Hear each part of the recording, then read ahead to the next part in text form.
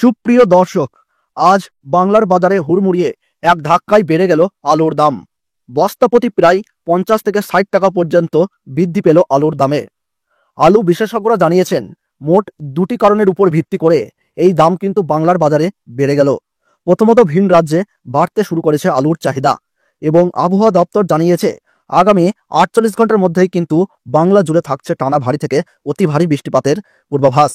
পশ্চিমবঙ্গ ও বাংলাদেশ জুড়ে থাকছে নিম্নচাপের প্রভাবে টানা 1 সপ্তাহ পর্যন্ত অতি ভারী বৃষ্টিপাতের আশঙ্কা এবং বাংলা থেকে ভিন রাজ্যে কিন্তু নতুন করে শুরু হতে চলেছে আলুর রপ্তানি।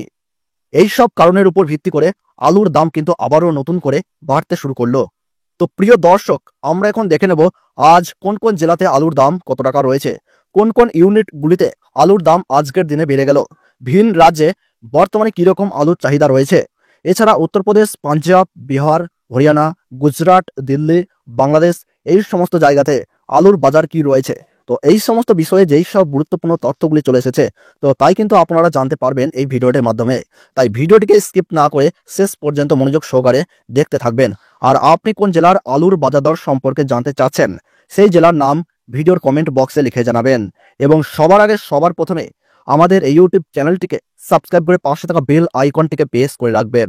তাহলে চলুন প্রিয় দর্শক, দেরি না করে এক নজরেই দেখে নেওয়া যাক। বর্তমানে সমগ্র পশ্চিমবঙ্গের পাশাপাশি বাংলাদেশ জুড়ে আলুর দাম কিন্তু অনেকটাই কম রয়েছে।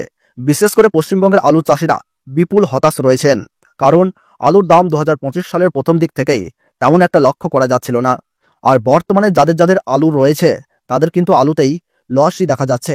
ঋণ ধার করে আলু চাষ করার পর যদি আলুতে লাভই না হয়, তাহলে কিভাবে কৃষকেরা ভবিষ্যতে আলুর চাষ করবেন?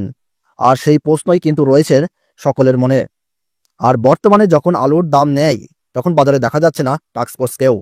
কিন্তু আলুর দাম বেড়ে গেলে আলুর দাম কমানোর জন্য কিন্তু উঠে পড়ে লাগে রাজ্য সরকার। কিন্তু আলু বিশেষজ্ঞরা জানিয়েছে 2025 সালে কিন্তু আলুর দাম বাড়বেই। আর তার সব থেকে বড় কারণ হলো বৃষ্টিপাত। চলতি সপ্তাহে ভারী বৃষ্টিপাত যদি হয়ে যায়, তবে কিন্তু আলুর দাম চচ্চড়িয়ে পুরোপুরি কিন্তু বাড়ার সম্ভাবনা রয়েছে।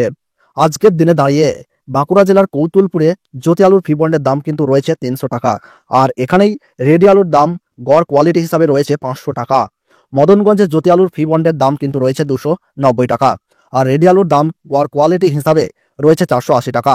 কলকাতা সংলগ্ন হাওড়া জেলার উদয়ন নারায়ণপুরে জ্যোতি আলুর ফি বন্ডের দাম কিন্তু আজ রয়েছে 320 টাকা।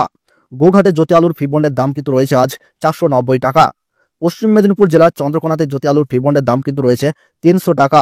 ভাটপাড়া ইউনিটের জ্যোতি আলুর ফি বন্ডের দাম রয়েছে 310 টাকা।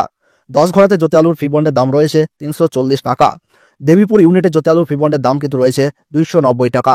শালবনী ইউনিটে জ্যোতি আলুর ফি বন্ডের দাম রয়েছে 280 থেকে 310 টাকার মধ্যে।